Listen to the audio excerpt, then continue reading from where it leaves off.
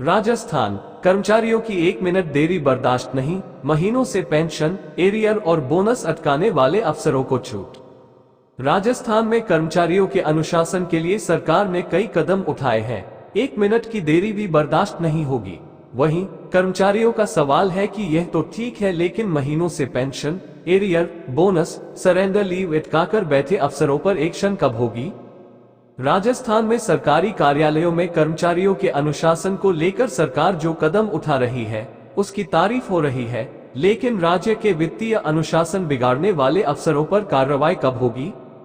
राजस्थान के सरकारी कर्मचारी अब पलटकर सरकार से यह सवाल पूछ रहे हैं।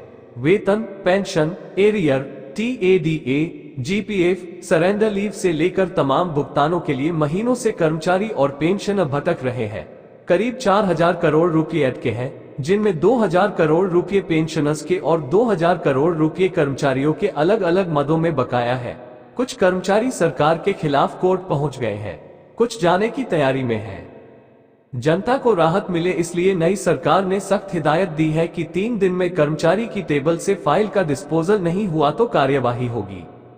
दूसरी तरफ चंद रसूखदार अफसर अपनी मर्जी से महीनों तक भुगतान रोककर बैठ जाते हैं। पिक एंड चूज के आधार पर भुगतान कर रहे हैं। ऐसे में सवाल उठना लाजमी है कि क्या उनके लिए भी यही नियम लागू होते हैं? कर्मचारी वर्ग कह रहा है कि उनकी जिम्मेदारियों की बात तो सब कर रहे हैं, लेकिन पूरी सरकारी मशीनरी को चलाने वाले इस वर्ग की अपनी चिंताएं भी हैं। 9 लाख कर्मचारी और 5 लाख पेंशनर्स की नजरें अब मुख्यमंत्री भजनलाल शर्मा पर हैं कि क्या वे उन्हें न्याय दिला सकेंगे। क्या मुख्य सचिव सुधांश पंत दफ्तर देरी से पहुंचने वालों के साथ पेंशनर्स और कर्मचारियों का भुगतान अटकाने वाले अफसरों की भी क्लास लेंगे? 4000 करोड़ रुपए बकाया, टैक्स स्लैब बदलने की चिंता। राजस्थान समेत तमाम राज्यों में सरकारी कर्मचारियों का आयकर फरवरी तक वेतन के आधार पर जमा होता है। इस बार गणित गड़बड़ा गया है। बहुत से कर्मचारियों को वेतन के अलावा अन्य बेनिफिट के 2000 करोड़ रुपए का भुगतान वित्त विभाग ने रोक रखा है।